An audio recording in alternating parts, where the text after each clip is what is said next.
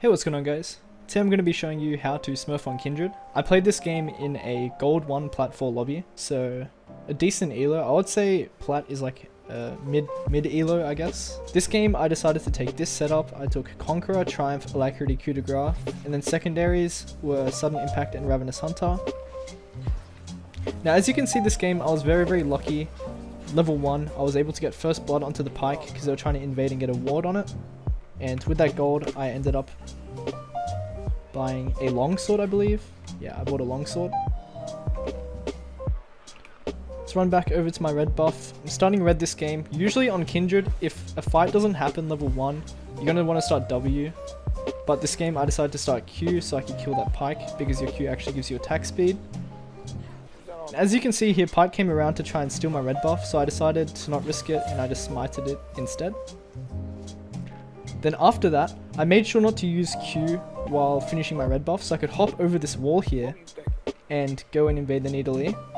Kindred is a very strong level 2 jungler, and so you're going to have to use that to your advantage. So here we go, I walk over to the Needle E's blue. I do end up getting hit by the spear, but I know that Kindred early game is a very strong champion, so I dodged the second spear out, and I just keep auto attacking her. And she flashes away. I decided to flash on her because I started with red buff and she started with blue buff, which means that my auto attacks are going to burn and slow. And here we ended up burning the pike flash. The action comes for a roam. So there we go. I get a kill onto him as well. And then unfortunately I die there to the pike, but my Jin's able to click the kill. So starting the game off with 4 CS and 3 kills, you can definitely see how strong Kindred is in the early game. So make sure you use that to your advantage. Kindred scales very well, but also has a strong early game, so it's definitely a really good pick if you like to play aggressive early and still want to be able to carry late. Whereas like champions like Xinjiao are strong early, but not as great in the late game. Now here I decided to head over to the top lane because I know that level 1 Tryndamere burned his flash. So here we are walking up river. And this is how the gank goes. I know I'm only level 2, but remember Kindred is so strong early game, it doesn't really matter too much. And there we go, we're able to kill the Tryndamere. And then in the river is Needle E. She hits me with a spear. I didn't actually know she was there, which is pretty bad of me. I think I end up dying to her here. But because I did so much damage to her, my Akali is able to clean up. And there we go. So right now I only have one mark, and that mark was from... I don't even know what the mark was from, to be honest. I think the Needle E, level 2. Usually when you start the game on Kindred, you want to mark the enemy jungler, because that's probably the person you're most likely going to be fighting for Scuttle Crab, or as I showed you just before, the level 2 invade. When you're playing Kindred, guys, don't worry too much about your marks. Obviously you want to be thinking about piling towards marks and stuff, but remember, the champion is already strong without the marks, and the marks is kind of like an added bonus. So for example, I feel like a low elo Kindred would just run straight to Raptors here. The thing is, we had no info of where Needle E was on the map, so it would have been a bad play. I decided to hover here a little bit longer to put the action behind as possible. Here we go for the gank. And there we go, we're able to kill him and burn his flash. Guys, Kindred does so much damage. Right now I have a Noon Quiver and a pair of boots. So I only have 9 farm. Like, you guys, if you think about people who Smurf, you typically think like they're gonna have 10 CS mid at 100 kills. But remember, it's about the fundamentals. You don't need to to just full clear farm all your camps, guys. You can make plays on the map. So yeah. Just gonna be farming our camps up a little bit here. And then I see that Needle is going for a gank onto the top lane. So I make sure to try and be here to counter. I'm pretty sure I mechanically mess this up, guys. I'm not that good at Kindred. I just played a little bit, so I think I missed the Q over this wall twice or something. Remember, guys, your W reduces your cooldown on your Q. I think it's just very unlucky here. If I had a red buff, I would have killed her. But unfortunately, I failed the Q over the wall again. And it's kind of funny to watch, really. We take the mark onto the Scuttle Crab. We go for a little play onto the Action. I'm pretty sure he one-shots me here actually. I'm really not too sure about like Action's damage yet because I haven't versed many Actions, so that's actually my bad. But remember guys, if you're consistently playing well in your games, you're gonna win even if you make a few misplays. Right now I'm 4-3-3. Guys, you should not be playing for KDA in your games. Even if you're a Smurf, obviously Smurfs are gonna have high KDAs because they're better than enemy players, but there are some times where you're going to have to die a lot of times in your game, guys. Don't worry about your KDA. Like, even when I'm smurfing, obviously there's some champions that are really easy to farm KDA on. It's like Graves or like tank junglers like Zac. But some junglers are just going to die very, very often. For example, like Graves. Graves really has to get in nice and close in the action. I'm not saying you should be dying 10 times a game, but don't be afraid to die if it benefits your team more. Now I go for a dive here, I think, onto the Pike and the Nidalee hovering tower. I dodge out the Pike Q, but I think I actually mechanically misplay here, thinking the Pike doesn't have flash. So that's 2 bad deaths in a row. So obviously you guys are going to see how I come back from this kind of a tragic start.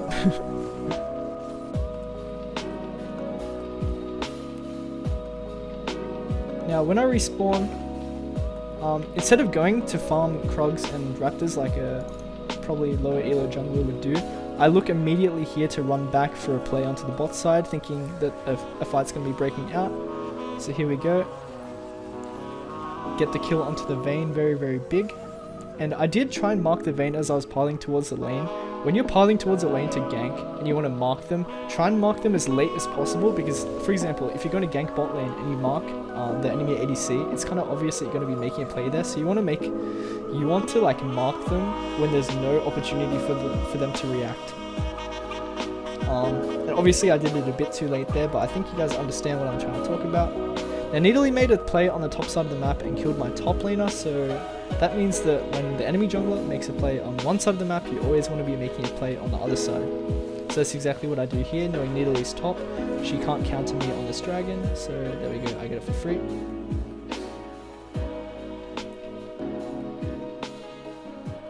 And then I hop over this wall to check what camps the Nidalee has done, trying to get some information, because I know that Nidalee won't be bot side for a little while.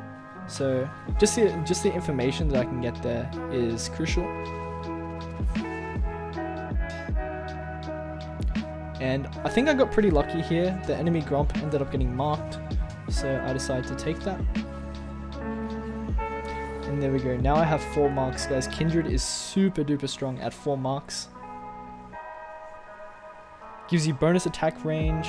I'm not too sure on the benefits of it, but I feel like you guys can figure that out just by reading the passive. I'm sorry, I don't actually play much Kindred, but I do play jungle, so I'm trying to give you information less about champion specific information, but more about like jungle macro, or like holistic knowledge of the game, like making plays on the opposite side of the map. Now Nidalee, I think she like rifts top tower here. Yeah, she placed rift top tower, so I know that she's not going to be bot side for a little while, so I just keep hitting this tower, try and get the plating, get some pressure onto the bot side of the map, and deny the enemy scaling champion, which is Vayne, from actually scaling. So she's been denied all this XP and farm dying to tower. Look, she's basically 30 farm behind my ADC.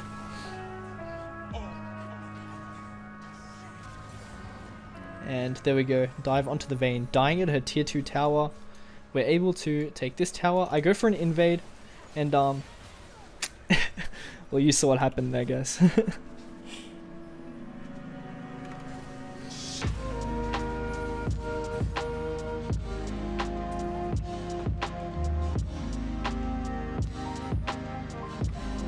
Now, we were a bit behind in terms of XP and CS, so I decided, well, there's not going to be any plays, there's no objectives coming up very soon, so it's a good time to farm up camps, catch up in that XP that I've been missing out on.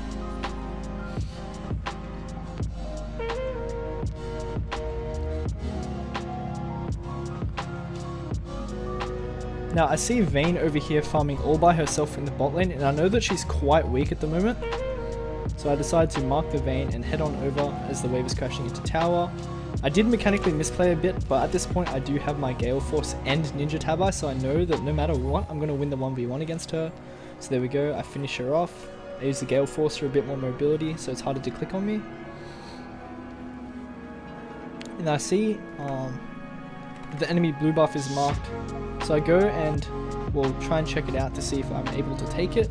And unfortunately she'd already taken it, so I head over here instead and take the Gromp.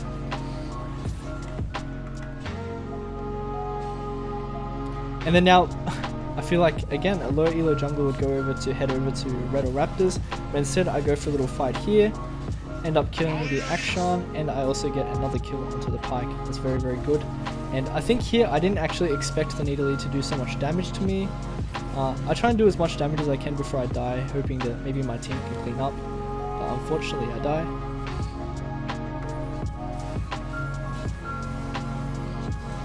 Now trust me guys, the game gets better later on.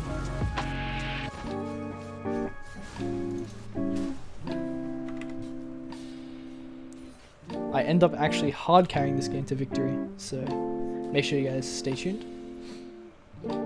Now I know that the entire bot side of the map plus mid is missing, so their jungler, ADC support, and mid are missing, so that just means obviously that they're just going to be doing dragon. And the enemy red buff is currently marked, so I take the scuttle crab.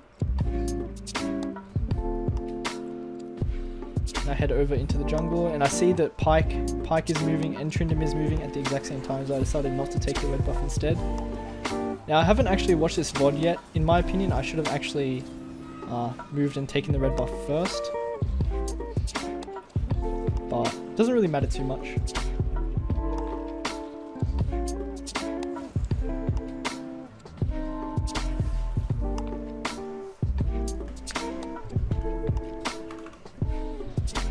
Doing a bit more farming, guys.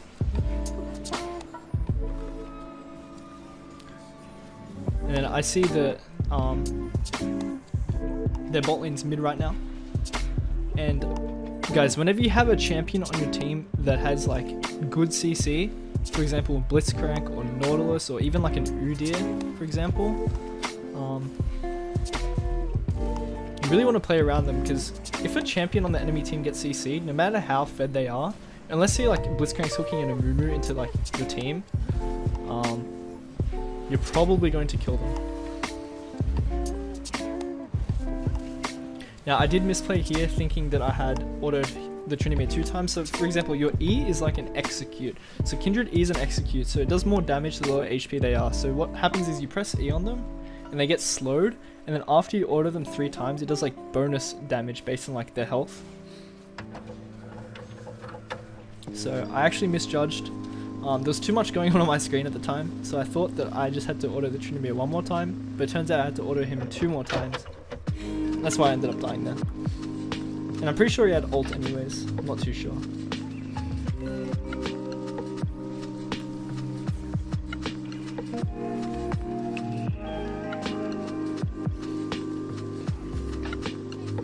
Right now none of my camps are up, so I'm just idling around. I'm pretty sure I like greed for this mark. And end up dying to the Triump. Didn't expect the Triump to be there, to be quite honest, and I'm dead again. I think it's all uphill from here. Or there might be one more death. Guys, don't let deaths discourage you either. Like don't get tilted. Remember, every single game is winnable, especially in like lower elo. When you're in lower elo, the games are basically always winnable no matter what. Like if a challenger player went into an iron, bronze, silver, even a gold game, they would win 99 out of 100 games, unless they had like a hard griefer on their team. And guys, if you're complaining about people griefing and like trolling and inting, you have to think about it. The chance of you getting a troll or feeder or inter on your team is the exact same as the chance of the enemy team having one. So here, I kill the Nidalee, I get a kill onto the Akshan, then here we go, one more auto, and then the Vayne dies as well. Triple kill, guys. I'm 12, 8, and 6. Really, really big. I recall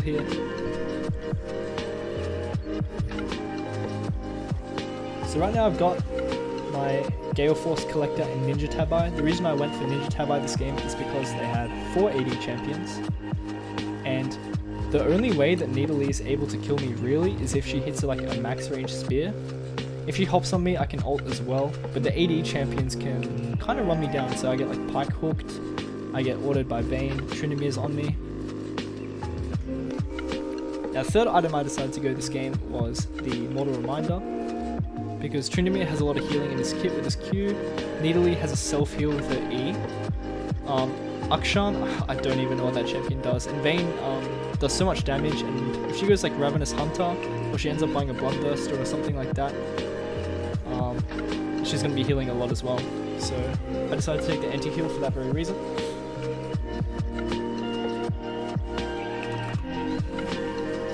Now, unfortunately the enemy team gets Dragon, that's because they were able to set it up so quickly.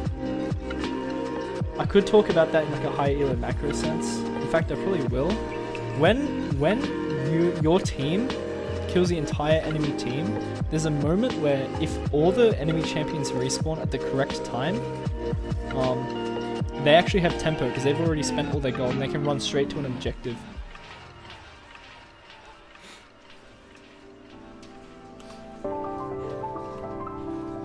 Now here I saw that the Nidalee was coming over, so I decided to make sure I avoided it.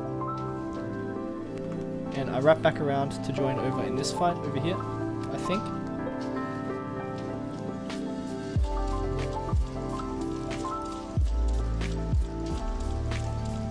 Dodge out on the Nidalee spear. The Blitzcrank ends up hooking the Trinimir, which is really, really big. I hop over the wall here, and then Galeforce away from the Trinimir. The Galeforce ends up executing the Trinimir. So I'm 14-8 right now, guys. This game is looking very good. I think I played this perfect. Actually, I'm going to rewind a few seconds because I want you guys to make sure you look at this clip. I'm very proud of what happens here.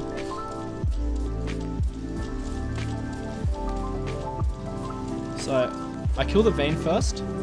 I ult to make sure I live because she had to order me one more time and I died. I flash the pike ult. I head back in and here we go, guys. Triple kill for me.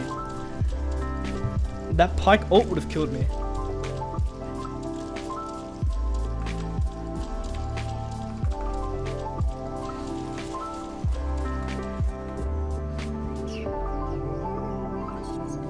Now here we go. To invade the enemy Krugs, and guys, I basically one-shot this Trinimir here.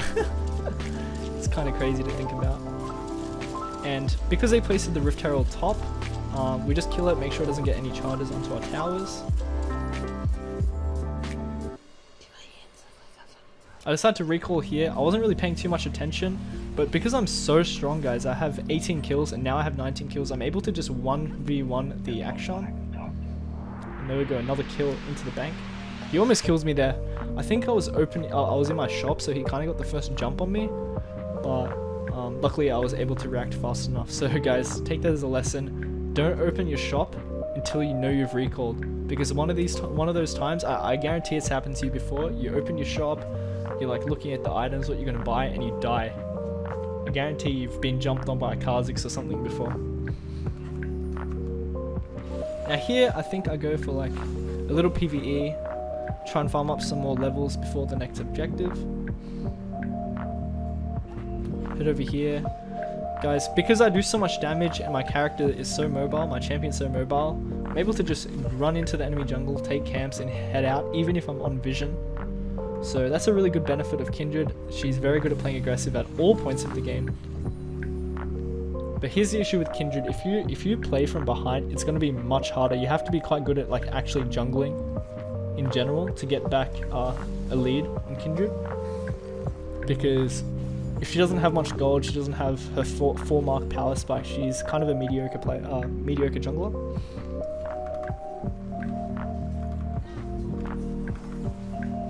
Now we're skirmishing around trying to get a play onto Baron, but it looks like they have a lot of wards to place around, so we just use the time to use up all the Pike's wards. So that means now that basically Pike is screwed and kind of has to recall before they can get more vision. So we're able to just hit this tower for free. And we're we're sieging mid. Guys, ranged champions are really good at sieging. We have Victor, Jin, Kindred. Really OP siege.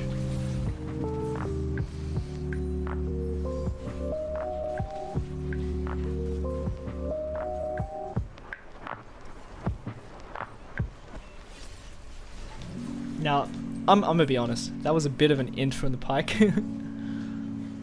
Now, I've been taking a lot of damage from the 80 champions on the enemy team, and well, you can see that I already bought Ninja Tabi, guys. Kindred doesn't really need attack speed that much. It's better to live, and especially because I took Conqueror as a rune this game.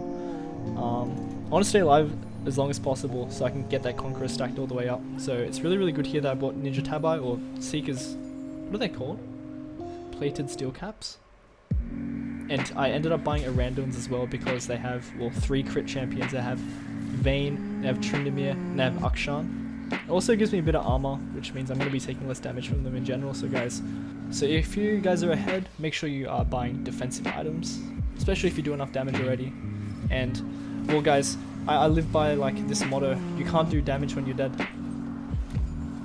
So obviously the Randuins and Tabi are going to keep me alive so I can do more damage.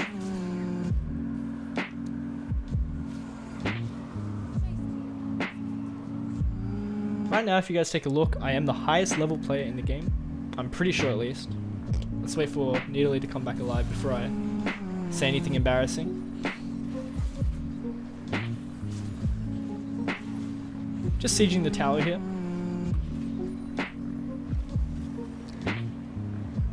Nobody can really match us right now, so we're able to just hit the tower for free basically.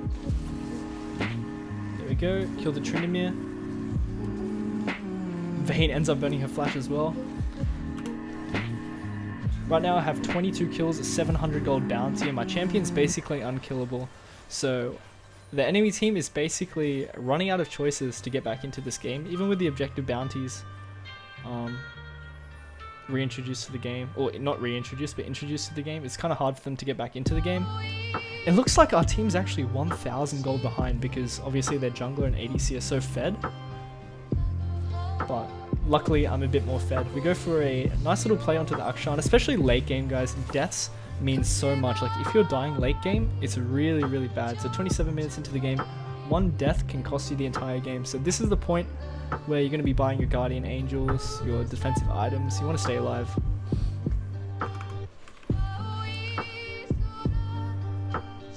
We're eating the red buff here. We find Tryndamere. He does have ult, but look guys, I'm taking literally no damage from this Tryndamere.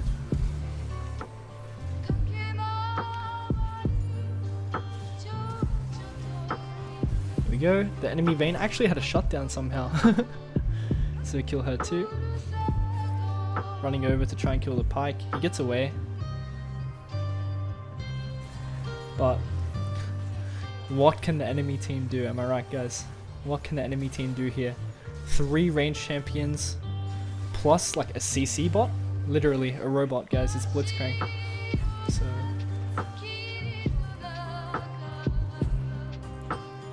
25 kills. This is platinum, by the way, guys. So if you guys are below platinum, this is the kind of plays that you want to be looking to do. Obviously, guys, it takes a lot of games. It takes a lot of games to get a feel for what you're doing. So don't be like discouraged if you like have like 1,000 golds and you still 1,000 games and you're still bronze or silver. This game has a very steep learning curve, especially if this is like your first PC game or first MOBA. Man, this game is tough. And there we go. That, my friends, is how you carry on Kha'Zix. On Kha'Zix? Did I say Kha'Zix? Kindred. Thanks so much for watching, guys, and peace.